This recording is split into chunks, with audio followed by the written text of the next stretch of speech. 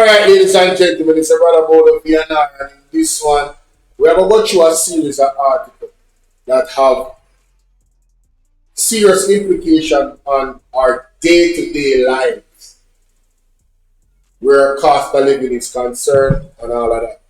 So I want you guys to share this video. Share this video. It says inflation surges to almost 7%.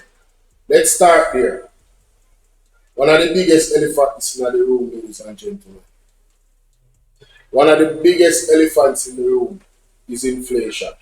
And it tells you, it gives you an idea as to where we are economically. So let me just read this aloud so you guys can get an idea. That's according to the latest data from the Statistical Institute of Jamaica, Staten. Jamaica's point-to-point inflation rate has climbed to 6.7% for the month of June. That's according to the latest data from the Statistical Institute of Jamaica, Staten. This is the first time the metric has gone over 6% in nearly 2 years. The figure moved from 5.5% in the month prior. It represents the first time since August of 2024 that the country's point-to-point inflation rate has breached the Bank of Jamaica, BOJ's upper inflation range of 4 to 6%. According to Staten, this was mainly influenced by the point-to-point inflation rate for the divisions food and non-alcoholic beverages, transport and housing, and water, electricity, gas, and other fuels. Jamaica, that is everything. Everything what they just mentioned a while ago is what affects everyone of we.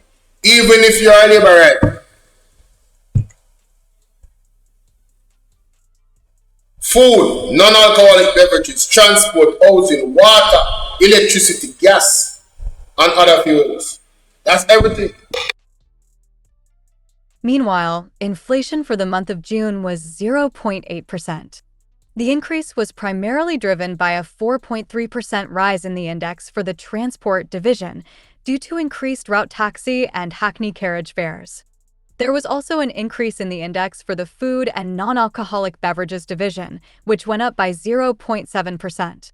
This movement was mainly influenced by higher prices for some agricultural produce such as carrots, cabbages, onions, and sweet peppers. Share. Previous Antigua wants.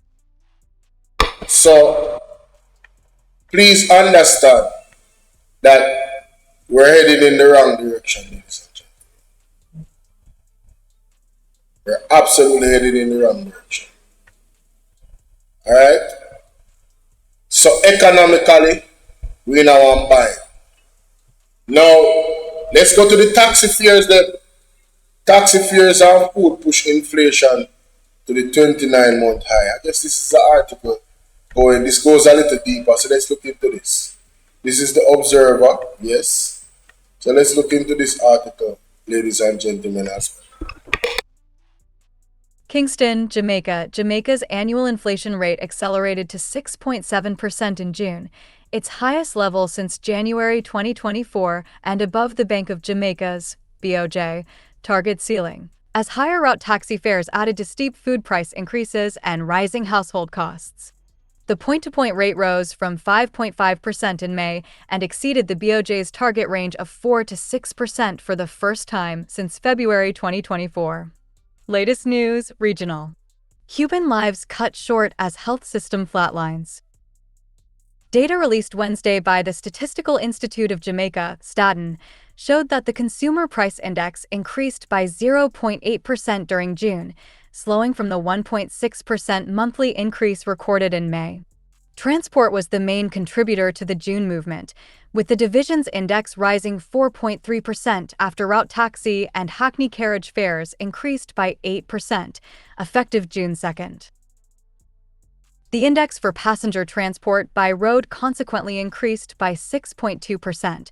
Higher petrol prices also pushed the index for fuels and lubricants for personal transport equipment up 1.7% during the month.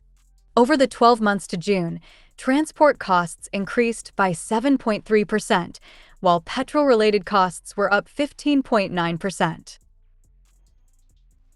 Consumers also continued.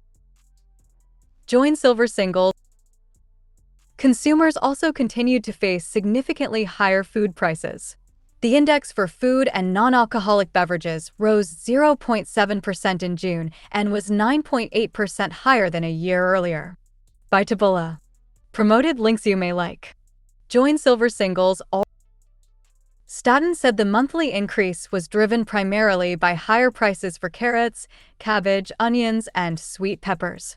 The longer-term increases were more pronounced.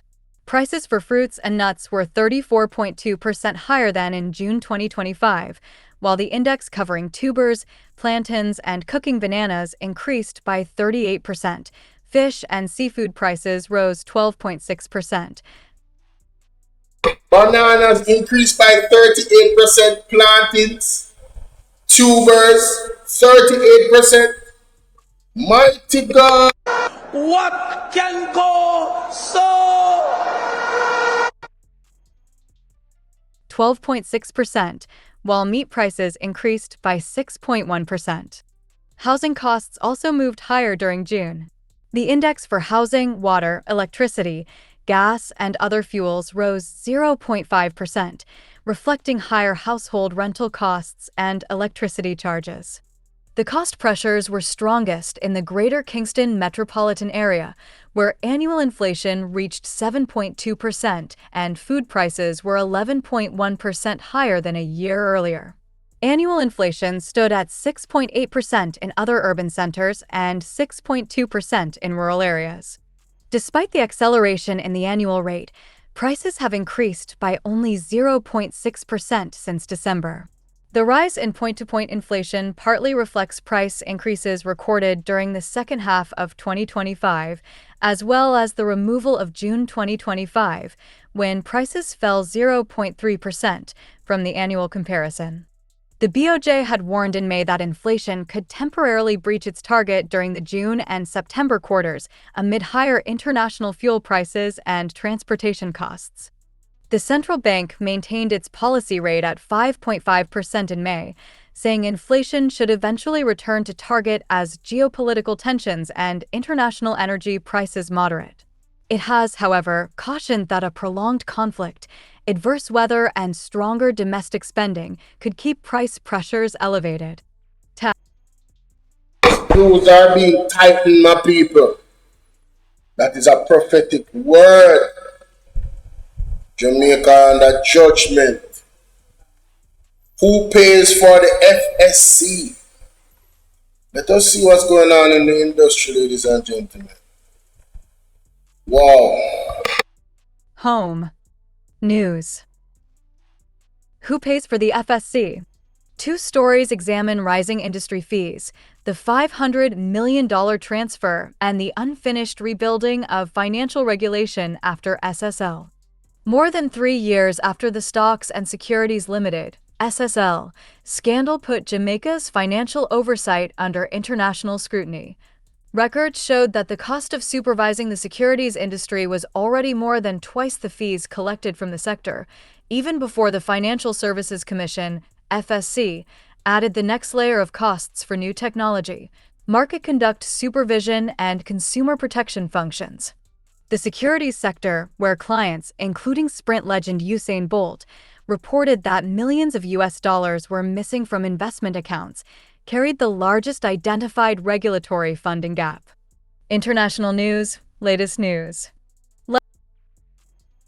The FSC projected that supervising the industry would cost $678.3 million in 2023-24, but that its existing fees would recover only $323.4 million, a shortfall of $354.9 million.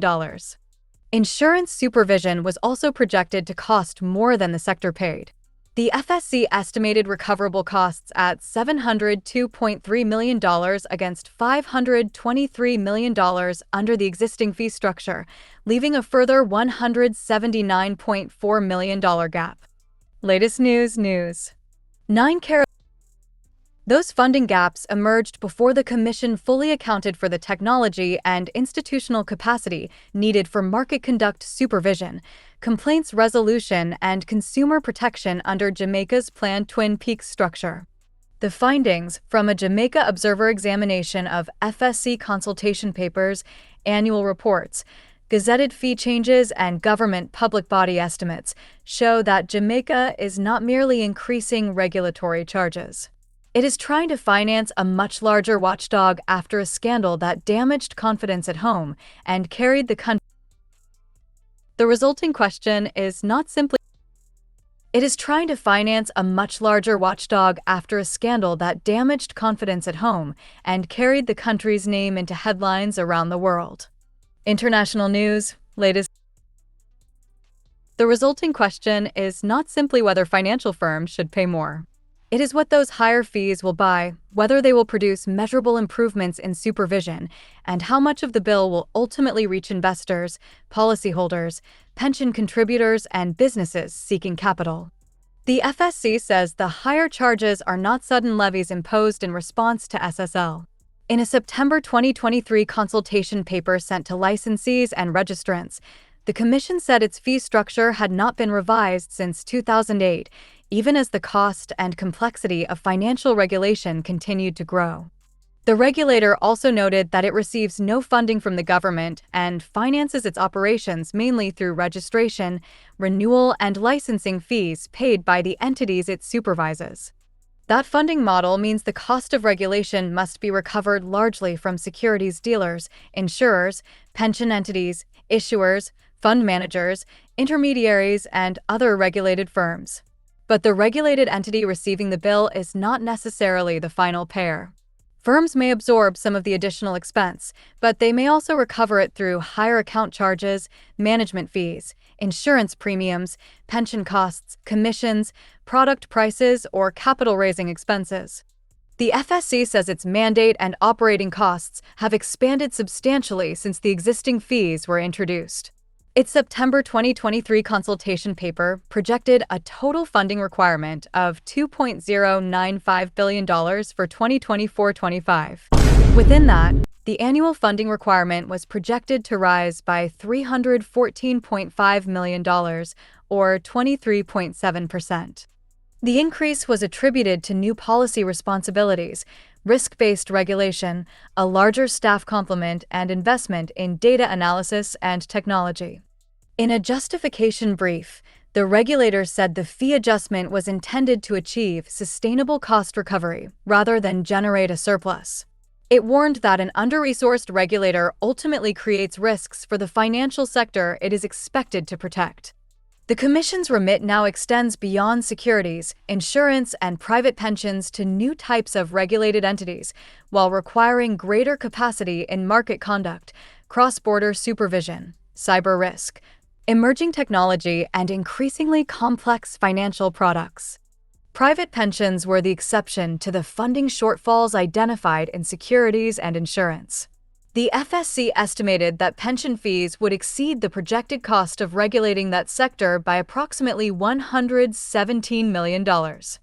That uneven picture raises another question: whether each industry is being asked to carry its proper share of the regulatory burden, or whether some sectors are being charged more than their supervision costs, while others remain below full recovery. The Financial Services Commission offices in Kingston. The regulator says higher fees are needed to help fund stronger supervision, new technology, and expanded consumer protection functions after the 2023 SSL scandal. Fees begin to climb. The issue is coming to a head as revised charges take effect across regulated industries, and the latest government estimates show the FSC expecting hundreds of millions of dollars more in fee income while continuing to record deficits. Gazetted amendments to the securities regulations in 2025 changed the annual fee for a securities dealer to the greater of $1.5 million, or 3 basis points of its total assets. The amendments also introduced an $800,000 fee for filing a takeover bid circular, another $800,000 fee for a director's circular, and a $200,000 charge for amended filings. Insurers have also publicly challenged the revised fee structure, warning that sharp increases in regulatory costs could eventually be passed on to policyholders. Government estimates show the scale of the addition.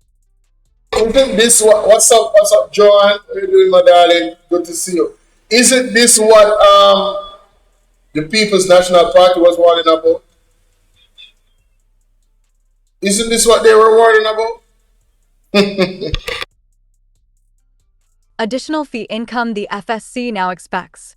Securities fees are projected to climb from $472.42 million in 2025-26 to $977.96 million in 2026-27, an increase of more than $505 million in a single year. Insurance fees are projected to rise from $534.74 million to $836.01 million over the same period, while pension fee income is also expected to increase. The estimates also introduce projected revenue from virtual asset service providers. The FSC's 2023 consultation projected securities fee revenue of $1.032 billion for 2024-25.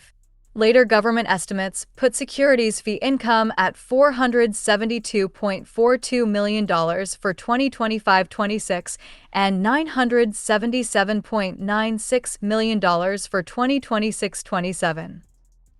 Because the figures relate to different years and may reflect different implementation and accounting assumptions, the published records do not permit a direct comparison. They nevertheless show that securities fee income is expected to rise substantially as the FSC attempts to improve cost recovery. The increases would significantly raise the amount recovered from the securities and insurance sectors. But because the FSC's own costs are also rising, the published projections do not establish whether the new fees will fully cover the current cost of supervising those industries. By Bolo. Promoted links you may. What they do show is that the changes are not modest adjustments. They represent a fundamental resetting of what financial regulation will cost. Deficits persist. The projected rise in fee income is expected to help narrow the FSC's deficits, but not immediately eliminate them. The 2026-27 Public Bodies estimates show that the Commission's 2024-25 financial outturn was worse than earlier projections. Revenue stood at $1.77 billion, while expenses reached $2.27 billion, producing a net What can go so? net deficit of $502. The 2026-27 Public Bodies estimates show that the Commission's 2024-25 financial outturn was worse than earlier projections. Revenue stood at $1.77 billion, while expenses reached $2.27 billion, producing a net deficit of $502.36 million. Salaries and related expenses were the FSC's largest cost.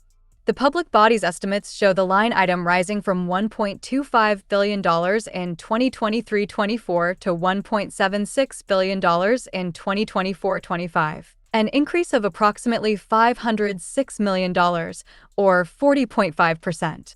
It is estimated at $1.8 billion in 2025-26 and projected to reach $2 billion in 2026-27.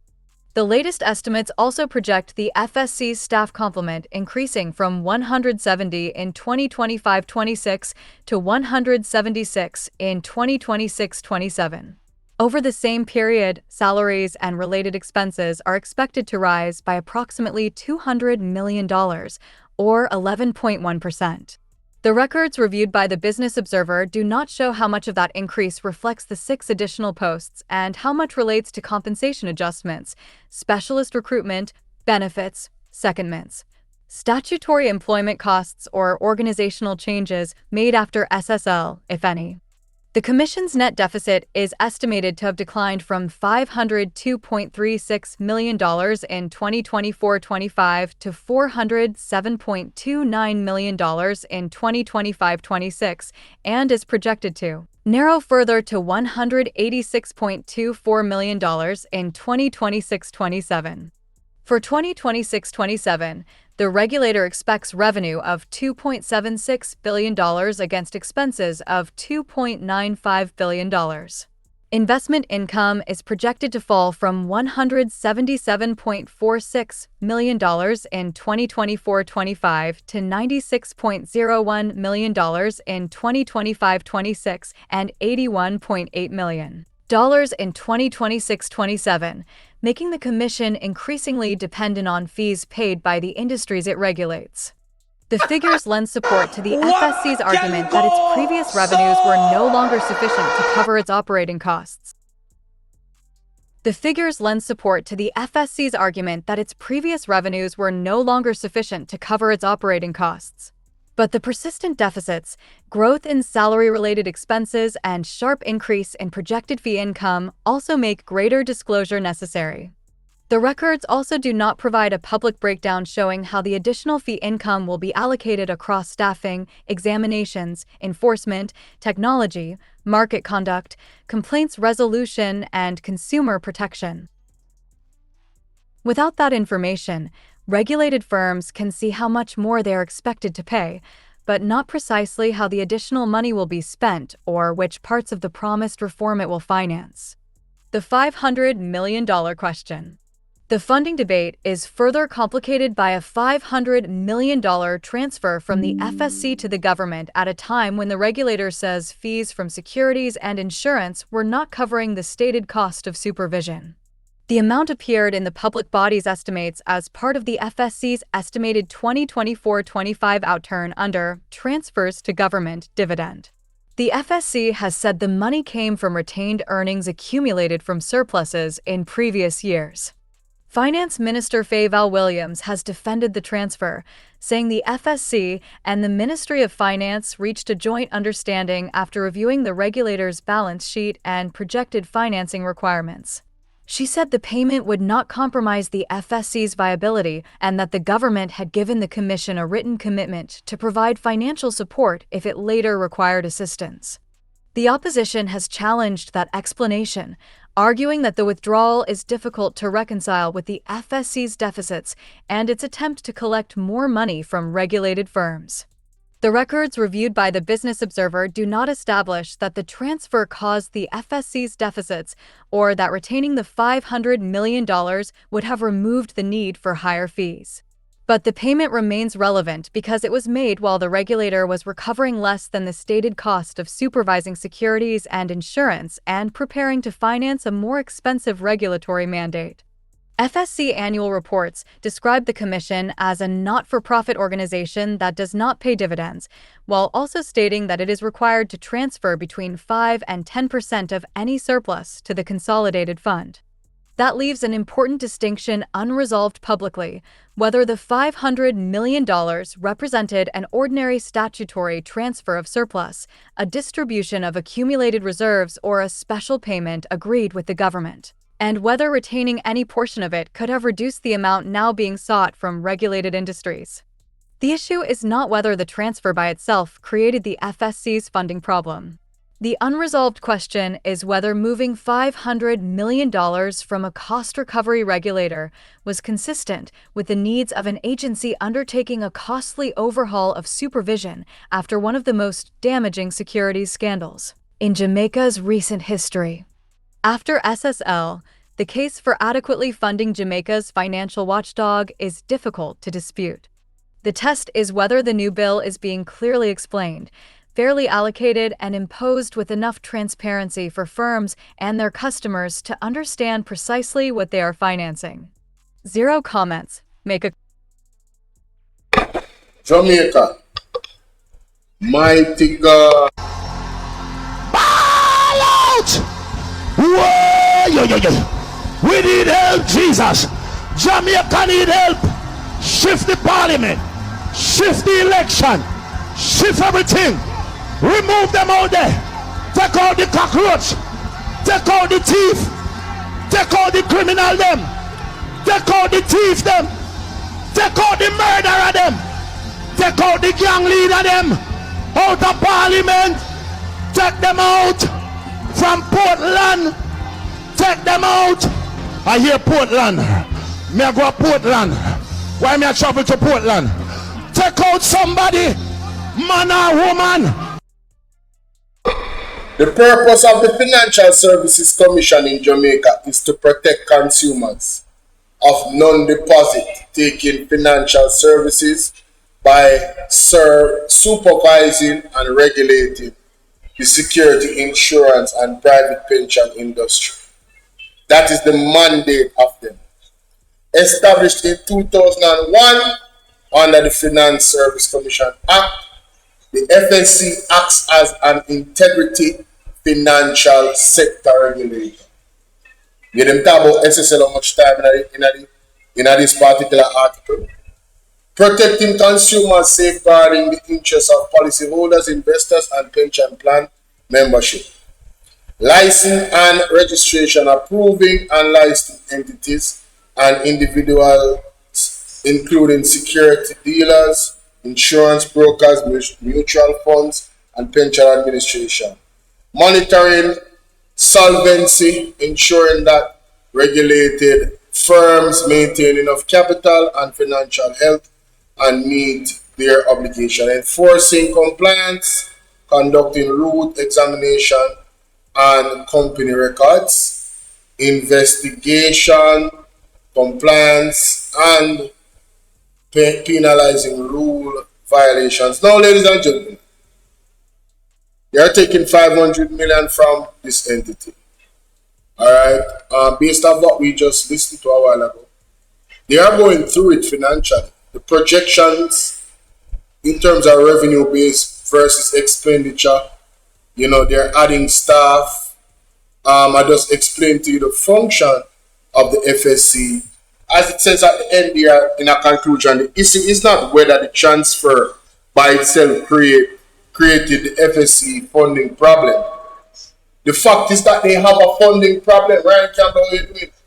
So why would you go to an entity to take money from them that has a funding problem? It tells me that the government is desperate, and added, they're desperate, ladies and gentlemen. Added to the inflation that's going on, added to the lack of tax collection from everywhere, 22 billion fall short. Yeah, them fall short 22 billion dollars. Jamaica, when you are a prudent and effective economist, even in your own personal life, when you don't dip into your savings, when you don't use one business to hold up the next business, you let all business stand on their own and they grow on their own. That's when you know that you are financially prudent. That's when you know that you are strong financially. I don't know if you guys realize it, but what Raston Hyman and Colin Bell have been saying about the economy, they have been on point the entire time. And the People's National Party has been warning us. This is a problem, ladies and gentlemen. So not only is the government of Jamaica weakening the Integrity Commission by multiple members and public officials taking them to court, right? They have been complaining even about pay. Yes, low pay hurting the IC. Right? Let's read this article to cap it off. The effectiveness of these bodies are important. And like I said before, just like how the government officials then said, them forget the top money so we can retain the top talent. But the top talent that we have don't know how to grow the economy. How embarrassing. How embarrassing.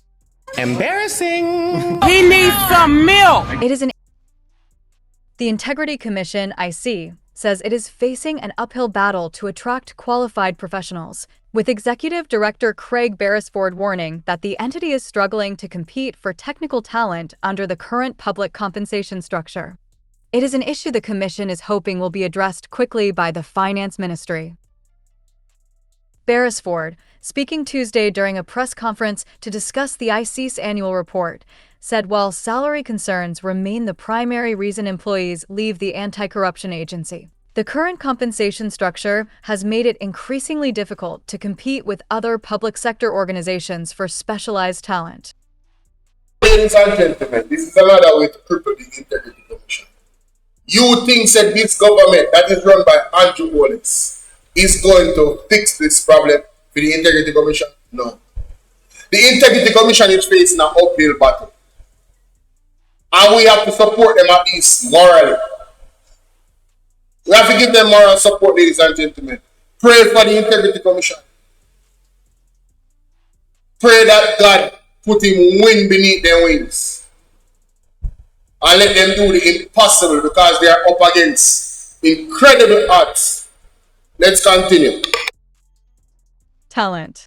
As it concerns the issue of compensation, we have engaged the Ministry of Finance, and we have not yet received a response. I am still optimistic that we may, at some point. I have raised it at all of our stakeholder meetings in terms of the challenge, Beresford said. Mr. Beresford, I see that you're a man of faith. But let me tell you something. Have faith in God, not the finance minister or the Jamaica Labour Party. But that's what I make you know. You only hear what the man said Jamaica? The man put it out there and all. Now they don't receive a response. The man under pressure. What you think they might get to pay on more money? They're only interested in paying themselves more money. Said. Editorial. Venezuela's.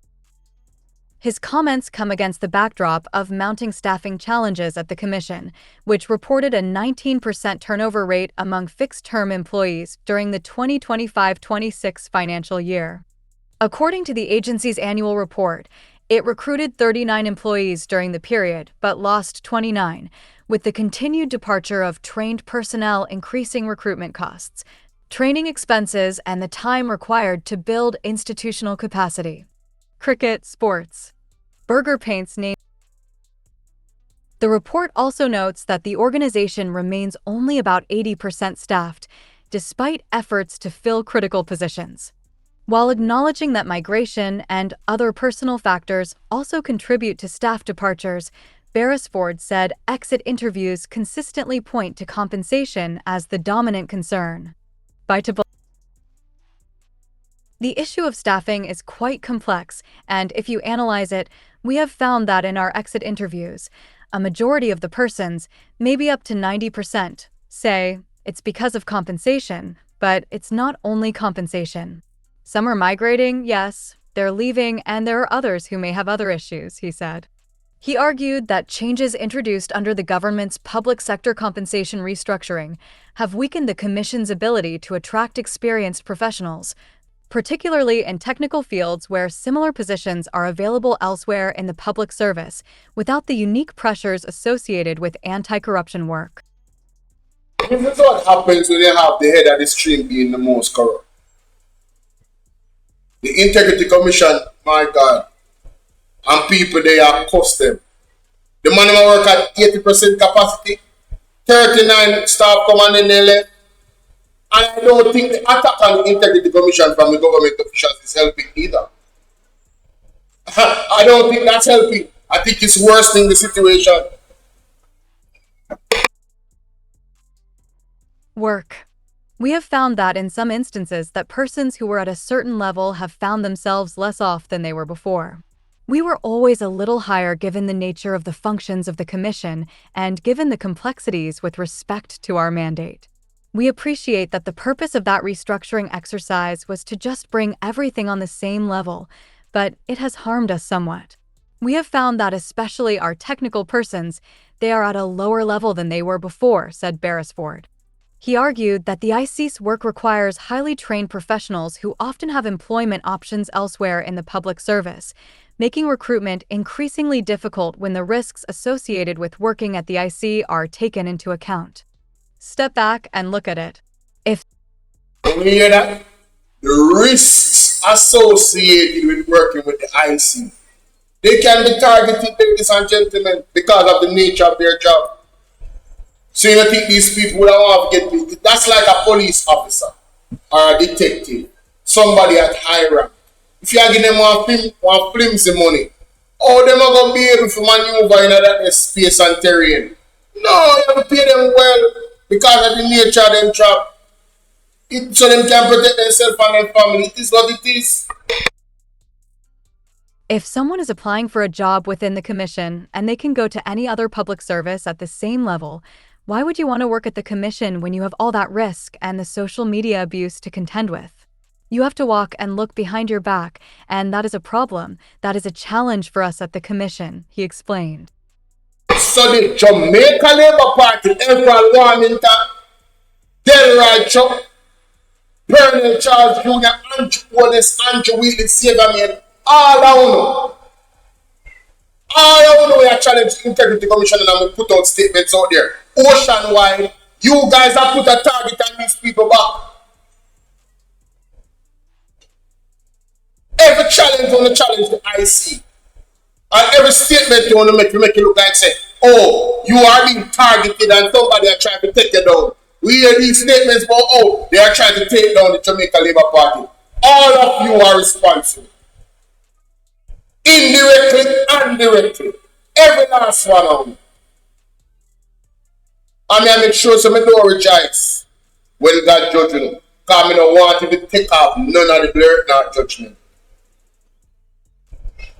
I shall stay still. I don't want God listening judgment power no. No wicked.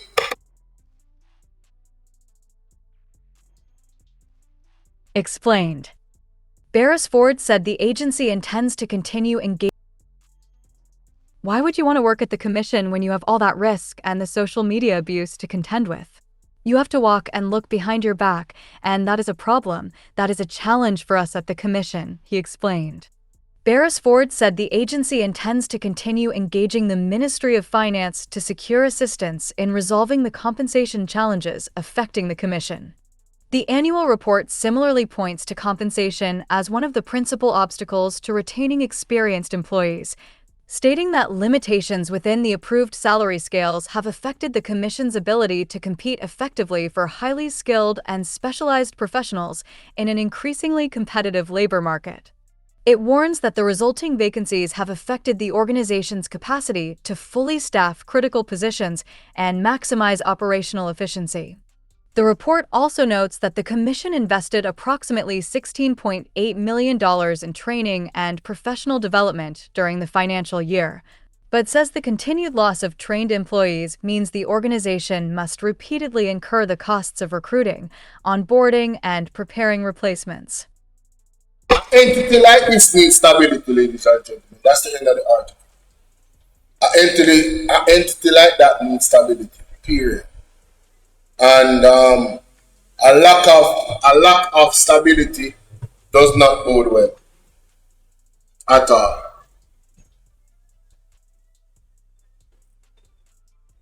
Let me know what y'all think in the comment section, man. This was a full sum reaction with multiple articles based off inflation, the FSC, the Integrity Commission, the lack of support the lack of enough support, tangible support from the government. The government is not supporting the IC 100%. As a matter of fact, there is more opposition to the IC more than anything else, based on statements that have been made. Absolute disgrace. And they talk about that they somehow they want to make change and they want things to change and they want to fight corruption. Rubbish. They are the catalyst for corruption. The Jamaica Labour Party. Let me know what you think in the comment section.